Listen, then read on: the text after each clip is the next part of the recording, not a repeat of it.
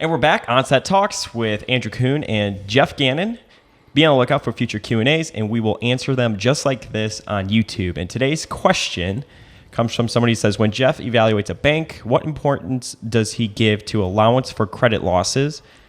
And then he asks if an increase in the allowance for credit losses necessarily indicates something negative about the company. So this is pretty timely through COVID. A lot of banks, they did that. They raised their reserves and stuff like that. So what are your thoughts on that? I generally don't look at the reserves so much. So the allowance for credit losses, what I'm generally looking at is actual charge-offs over the entire history, going back like 20 years and stuff to figure out what their charge-offs are. And then also non-performing assets of some kind. So how quickly do they give us information about like payments have been missed for so long, and then the categories they put it into and everything. I think that will warn you faster, like that there's delinquencies and stuff like that. So if they're foreclosing on property, if there's delinquencies, stuff like that. Allowance for credit loss is a little complicated because I don't feel it usually works as well in practice as it's supposed to in theory.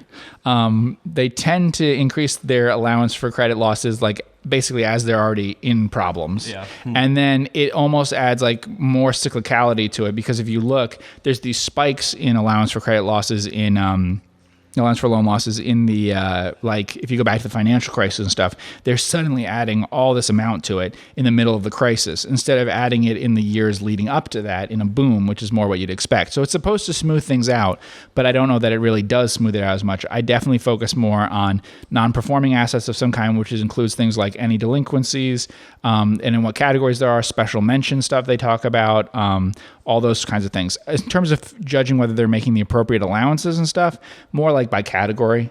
So if I see weird things about their allowances compared to what other banks would have for that same lending category, then that would be a concern. But there's some banks where it's, in my experience, they all kind of pick closer to the same allowance than I think they're actually going to end up with. So I see banks that might have credit losses.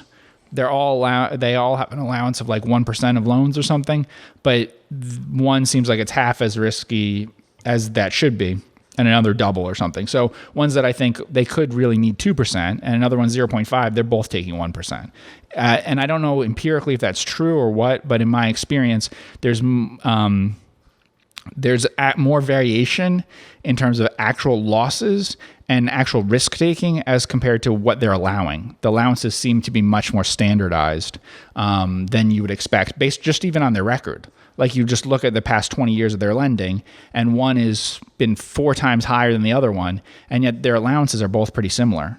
And that could be justified, like the future will be different than the past, but I don't usually see one that had incredibly low losses for the last 20 years allow for incredibly low amounts. And I don't see ones where things happen that were bad in their past take really high allowances. What I see is like for 3 or 4 years as they work through credit problems, their allowances are high and stuff. But then once they haven't had big charge-offs recently, everyone seems to all go to the same place. So unfortunately, I think it's like all it's showing you is where you are in the cycle. And when the allowances get really low, that's usually when things are about to go bad for the industry. Yeah. Uh-huh.